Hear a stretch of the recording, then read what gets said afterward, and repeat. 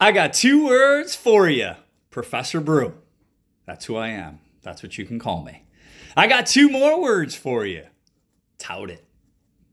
And I'm here to tout the concept of effective leadership today.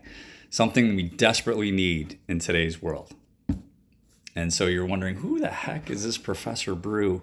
And what does he know about leadership? What credibility does he have in this field? So I'm going to share that with you because I think it's always important that if someone's going to talk about a topic, that they demonstrate that they have credibility in the field, especially if they're going to tout it.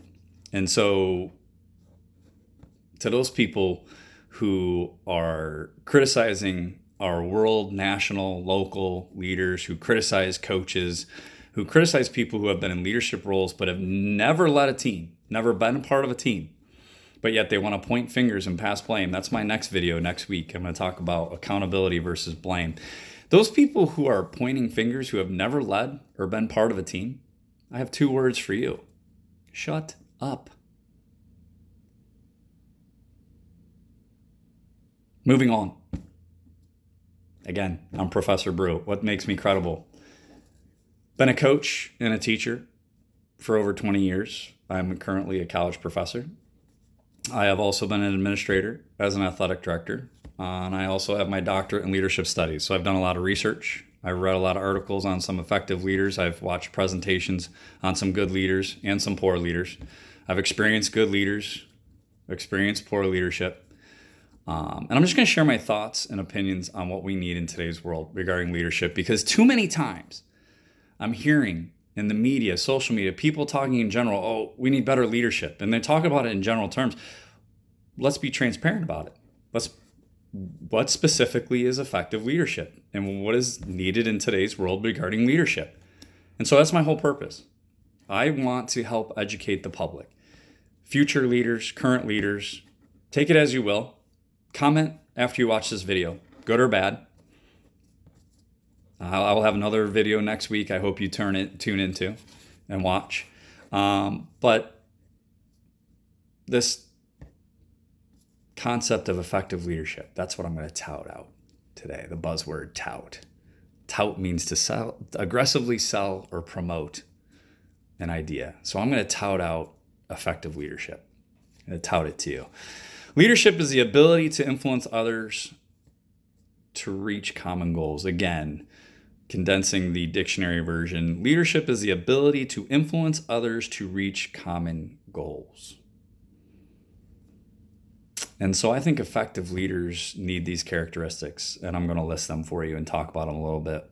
Leaders need to be proactive and plan ahead, especially when it comes to tough decisions. Man, look at the tough decisions in this pandemic. Again, be careful when you're quick to criticize. There are some tough decisions our world leaders, national leaders, local leaders are making. And so when I talk about leadership today, I'm going to talk about it related to this pandemic. And the debate is, have we been proactive and have we had a plan? There's a lot of tough decisions being made. And I'm going to look at both sides of the story. There's times where if you have a lot of time to make a decision, you should be seeking support. We as leaders are not all knowing. We're not experts by any means. You can't master leadership. You can't master some things that relate to your profession. You need support. And you need to rely on that support. And you need to build that support, because if you build that support and then you share your decisions with people and you make decisions, firm decisions, and demonstrate that you have support, people will believe in that. There's times you have to be reactive as a leader too. And you may not be able to consult with people, and you've got to make decisions right then and there. That's a tough thing to do. As a coach, a leader, a teacher, making decisions right on the spot is a tough thing to do, being reactive. If you haven't been in situations where you can practice it repetitiously, it's a tough thing to do. You just hopefully learn from it. I think leaders also have to be mentally strong.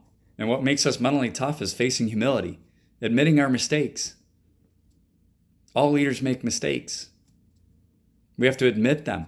But if we're making the same mistake 3, 4, 5 times over and we know it, now it's time to self-reflect. between right and wrong. And if you know it's wrong, why are we making those decisions? If we have no support, why are we making those decisions? Yeah, sometimes you have to independently go out and make decisions, especially if you're in a reactive situation. But we need to be humble and we need to face humility, because pride can be a weakness if we're too prideful and we think we're all knowing. And again, some of you may read into this video and be like, he's pointing fingers at certain people. What's he alluding to? I'm not. This is not my point. I think world leaders, national leaders, and local leaders have a tough job during this time. And I'm very passionate about this concept of effective leadership. I've just, through my experience these last couple of months, people are talking about it in general terms. Okay, great. Why are we criticizing? Why are we passing blame? Why are we pointing fingers? Don't be part of the problem, be part of the solution. The coined phrase, don't be part of the problem, be part of the solution. Especially you people who have never had experience leading or being a part of teams. Time to look in the mirror, self-reflect a little bit. Leaders also have to be direct and transparent and have a vision. Don't waver. Be consistent with your decisions. Don't be hypocritical. Don't say one thing, do another. Don't say one thing and behave the opposite.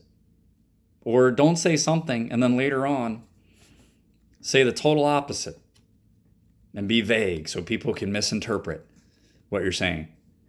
You can't trust leaders like that. Leaders have to be trustworthy. They have to be role models who know right from wrong, who know what's ethical versus unethical decisions, who know what's moral versus immoral decisions.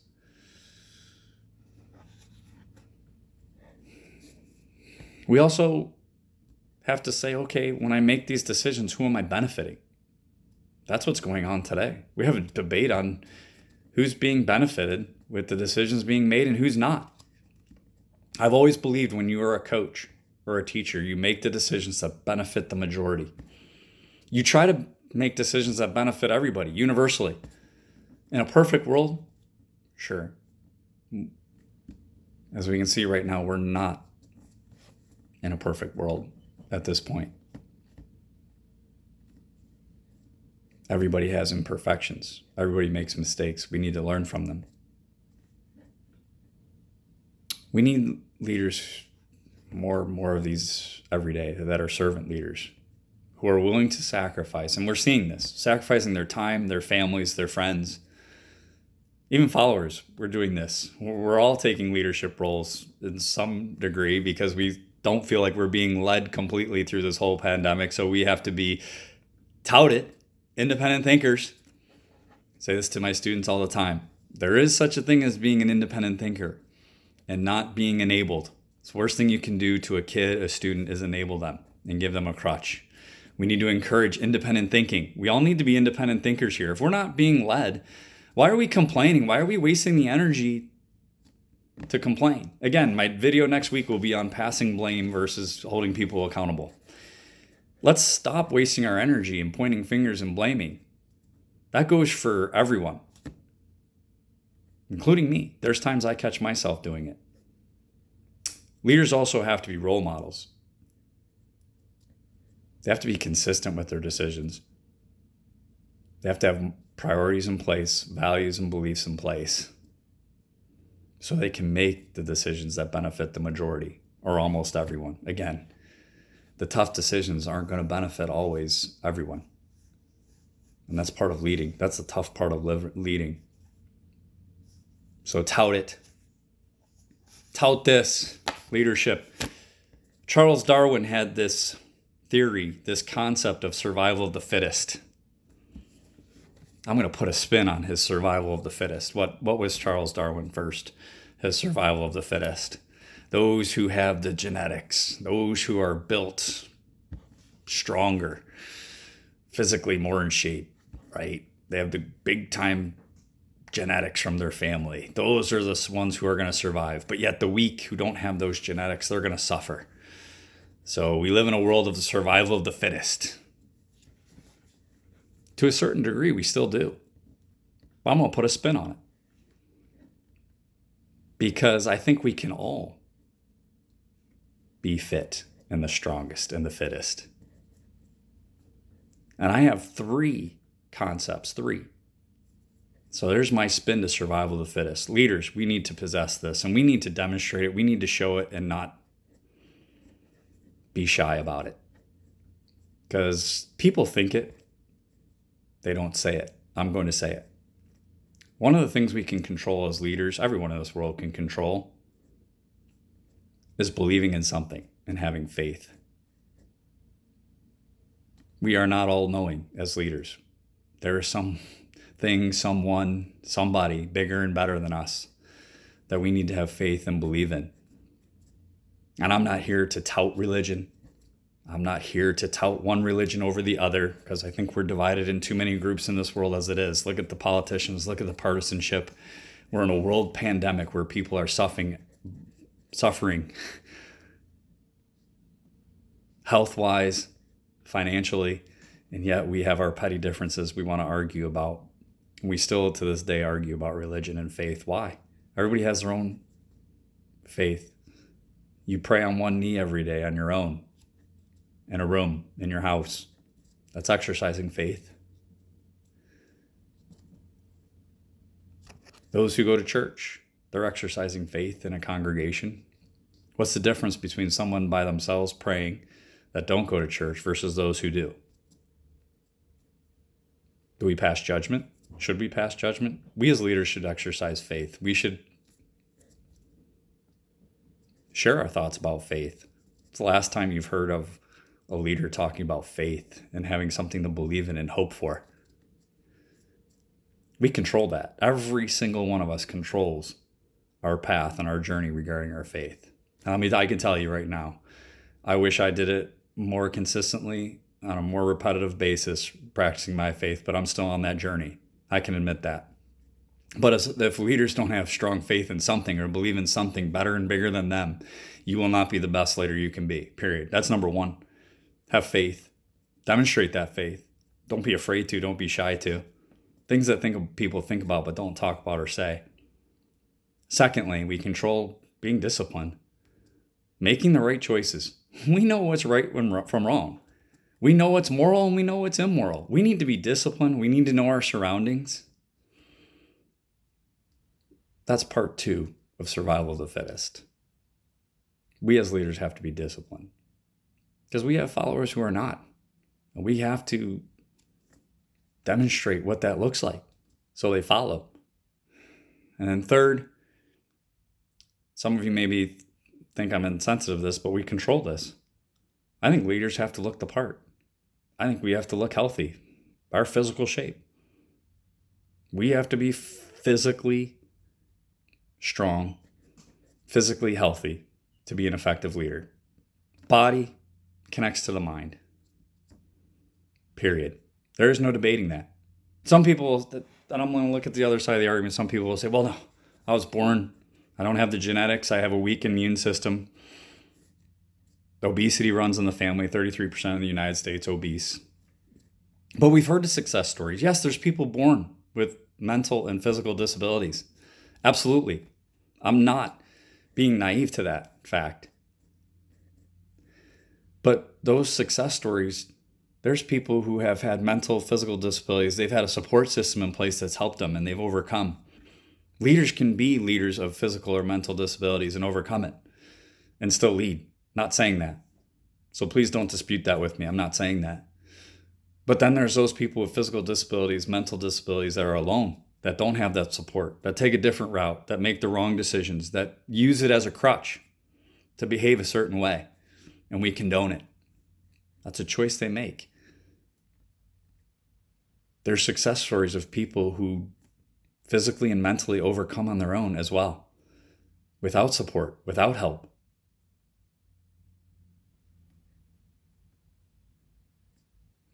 So yeah, physical shape is part 3 of my survival of the fittest. Leaders have to look the part. So 3 things. If we have faith, we're disciplined, and we look physically the part to lead, that's an effective leader to me. That's a big theory out of this video. Love to hear your comments and what you think on that. That's my spin-off on Charles Darwin's theory. I'm not going the genetic route. I'm just not looking at that because that's not it. What we need today are strong people worldwide that have faith that are disciplined, and that are in physical, healthy condition. We control all three of those things. Tout this. Tout it. Is this a fair question? Human life versus economic growth. What should we be making decisions on or focusing on more? This has been a big debate. Watch it every day. Should we focus on the economy and should we weigh all our decisions on the economy, or should we weigh all our decisions on human life? What's more important? That is an unfair question. Holy cow. That is an unfair question, but I hear it every day. But then we hear, okay, how do we balance it to benefit the majority? How do we benefit focusing on human life decisions versus economic growth decisions? There's a correlation here. There's a relationship between the two. I'm going to look at both sides of the argument here. And I'm going to agree with both sides of the argument. I mean, we have to have balance between making these tough decisions on human life and economic growth. But with this is choices. We as leaders either make the right choices and the wrong choices, and we know what's right and wrong. Followers, the same thing. For example, human life. Do we choose to value it or do we not choose not to value it? Here's the argument. Wear a mask to save lives, or don't wear a mask and risk lives. Here's my answer to that. And there's no silver bullet answers. People who are looking for silver bullet answers are not going to find it. Guidance and direction, transparency, yes, we can do a better job as leaders, absolutely. But with regards to choices, we all control what we choose to do. Wear a mask, save lives. Don't wear a mask, risk lives. I think it depends on the situation. I can see both sides of it. This argument, though, if you're taking away my freedoms, I have to wear a mask, and you mandate it, take away your freedoms. Okay, there's worse. All right. And I know people, okay, so we'll look at both sides of the argument. Okay, I think wearing a mask among elderly people, among people with weak immune systems, and knowingly know that I'm surrounded by those people, absolutely the right choice here is, well, yes, wear a mask. Okay? All right? I'm going to tout out my barber today. I went to a barber shop today, a lot of old timers. Bring the mask. You know, it's tough maybe for a barber to do your hair. Bring your mask. There was a lot of old timers in there today wearing their masks. Be respectful. Wear the mask or bring it. At least have it on you. Okay? Tout out. Barber did a nice job today. Just tout's that buzzword, man. Promoting my barber. Did a nice job, by the way. But back to this wearing a mask. Okay, if you're in large crowds and you're among young people, I'm 46. If I'm around a bunch of 30, 40-year-olds, I'm not going to wear the mask. If I'm out at a restaurant, a bar, if I'm drinking, I'm not going to lower my mask, drink, put the mask back on, drink, talk, lower the mask. But yet you'll have people look at, oh, that person's not wearing a mask. He's a bad person. Come on. I think it depends on the situation with wearing the mask. But this is the guidance and the transparency our leaders need to be talking about. Give these scenarios, give these situations. Every leader on a universal basis, without trivial debates. Oh, wear a mask. Give the situations people should wear a mask. Give situations where it's okay not to wear one. People bend rules. Okay, so baseball is going to be starting up. Players don't have to wear a mask. Runner gets picked off at first base. They're inches apart, the first baseman and the runner that's getting picked off at first by the time he slides. We don't have them wearing a mask. And now again, the young people, characteristically, listen, they're not suffering from this disease as much as older people or people with weak immune systems, understandably. Okay? Totally get that. All right? So I think the situation depends on when to wear the mask. If I'm amongst elderly people, church, whatnot, I'm wearing the mask. That's the right decision. If I'm amongst my people my age, I'm drinking, I'm at a restaurant, I'm not going to wear it. It's choices. These are the choices we make. To social distance. If you're an elderly person, let's look at the flip side of this. You're an elderly person. You're in a large crowd. You're not wearing a mask. That is your choice. That's the risk you're taking. That's your choice. But if you see a young crowd of people not wearing a mask, you're wearing yours, great. You're not wearing yours, physically distance from us. Period. Bottom line, make those choices. Independent thinking. Tout it. Independent thinking. Let's all be independent thinkers here. It depends on the situation regarding the masks. Okay? You choose to be among large crowds. You choose not to be. You choose to be among young people or old people. Those are your choices. But let's make the smart decisions here. Intelligence. Okay, if you're amongst a large group of people and there's elderly people or people with weak immune, show respect. Wear the mask. If you're amongst your own crowd and you know people are healthy, that, again, realistically, I don't think you have to. So back to this human life versus economic growth. This is where we need guidance and direction. Okay, so here we're hearing, if people lose their jobs, loss of jobs, people will commit suicides or people will commit crimes. The crime rate's going to go up. Those are choices we as a world and as a country make. It's wrong to commit a crime. It's wrong to commit domestic violence. To commit suicide is wrong. Those are decisions and choices we control. And if that's what you decide to do, then you're wrong. To a certain extent, you're being unethical, immoral, and making those decisions. And yet, we still say, we got to improve the economy so people don't commit crimes, so they don't commit domestic violence, they don't rely on drugs. Those are crutches. And I think we should be talking about it in a different way. Here's what you can do through these economic different times. Don't make these projections. Crime rate's going to go up. Domestic violence is going to go up. We as a people, those are the decisions we're making. As poor as those are. Choose to not commit a crime. Choose to not blame people. Choose to not be violent. Choose not to do drugs. Don't use those as crutches because the world is in dire straits. And because we have, in our minds, or most people's minds these days, because that's all I hear, is poor leadership here, poor leadership there. We're pointing fingers. These are solutions. Another purpose of this video is solutions. This is what we can do to better ourselves. Me included. So this debate on economic growth, if we don't get people back to work, they're going to commit crimes, they're going to commit violence, they're going to commit suicide, they're going to be more stressful, and their health's going to be... Yeah, we're seeing that. But yet, we're broadcasting it too. We should be broadcasting it and saying it in a different way. Through these times, these are the choices we should be making. Caring for others, sacrificing, being servant, even when we're in dire straits. Again, go back to survival, tout it. My new version of survival of the fittest. We're in dire straits. I lose my job, and I haven't, thankfully.